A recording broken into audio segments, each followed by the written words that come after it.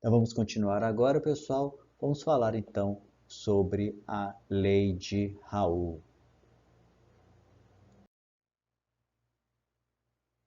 Vamos imaginar uma solução em que eu tenho duas espécies. Naquela eu tinha ferro silício, agora eu vou ter aqui, olha, ferro, vou ter A e vou ter B. Ok? Tenho A e tenho B. Essas espécies irão interagir entre si. A vai interagir com B. Mas o A também interage com A e o B também interage com B. Isso aqui é uma mistura. Está tudo interagindo com tudo. Observe que nós teremos aqui, então, três possibilidades. Quando as interações entre A e as interações entre B e B são idênticas entre as interações entre A e B.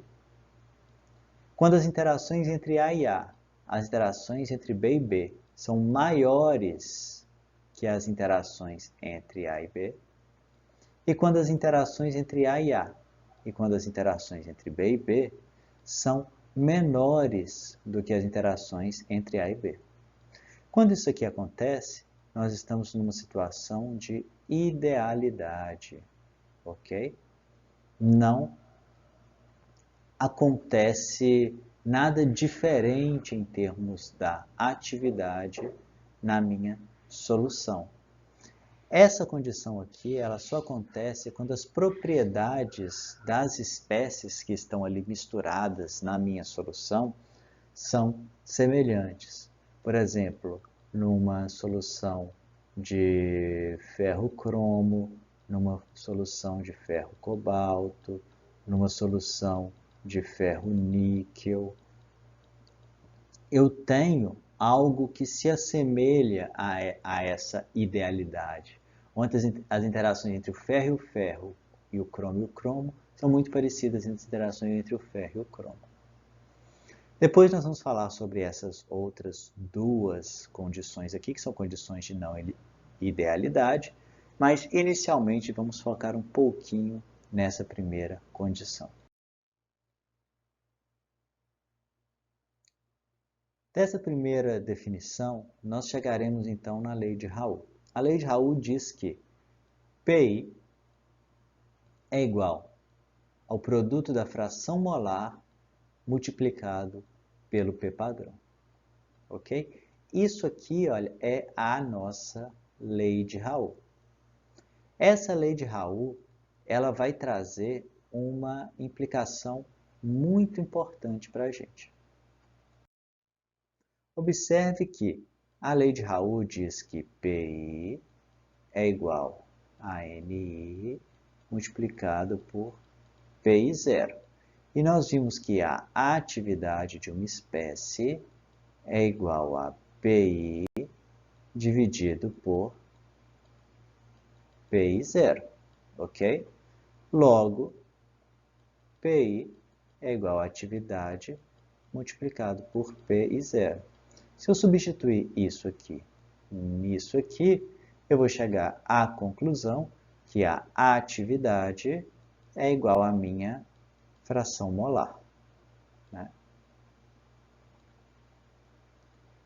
Então, observe que a definição direta da lei de Raoult é que a atividade de uma espécie química é igual à sua fração molar, que é o que a gente tem estudado o tempo inteiro. Lembram quando a gente faz alguns cálculos em soluções diluídas, principalmente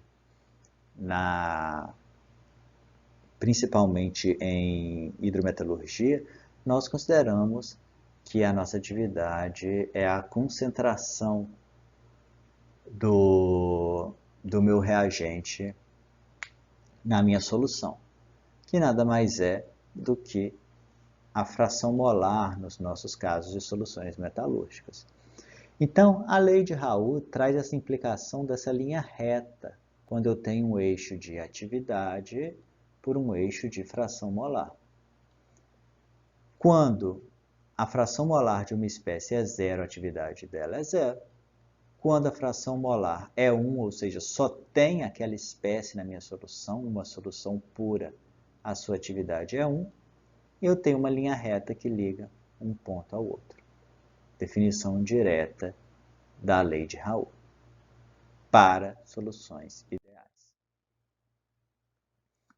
Eu posso plotar também aquelas nossas duas equaçõezinhas que são de fato a lei de Raoult, né? Multiplicado aqui por Pi0. Eu vou ver então que eu tenho, olha, para uma espécie B, que inicialmente não tem nada aqui, olha, sendo esse eixo aqui de fração molar.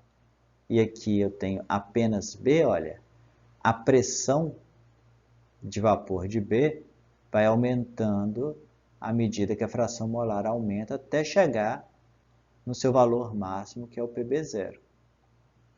No caso de A, que inicialmente aqui começa com ele puro até ele sair de zero, eu tenho PA0 no início, com ele puro, eu vou descendo até chegar no NA0. A soma das duas pressões vai dar essa minha reta aqui. Deixo como exercício para vocês resolver esse nosso exemplo. Vai estar lá como exercício no nosso portal. Determinar as condições nas quais uma liga de ferro e manganês estão em equilíbrio com uma solução de FeO, MnO líquida a 1800 graus Celsius. Ok? Nós já temos aqui o K0, olha. Então, não vai ter segredo nenhum para vocês. Tendo dúvida, novamente coloque lá no nosso fórum de dúvidas que eu respondo para vocês. Soluções agora não ideais. O que são soluções não ideais?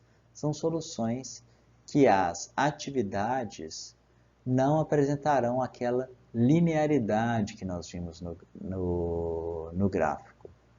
O gráfico de atividade em função da sua fração molar não vai ser igual a uma reta. Quando a atividade é menor do que a fração molar, eu tenho um desvio negativo da lei de Raoult. Quando a atividade é maior do que a fração molar, eu tenho um desvio positivo da lei de Raoult. Ok? Isso aqui é muito importante. Vamos dar uma pausa para nós respirarmos um pouquinho e voltamos na próxima aula com a continuação do nosso estudo.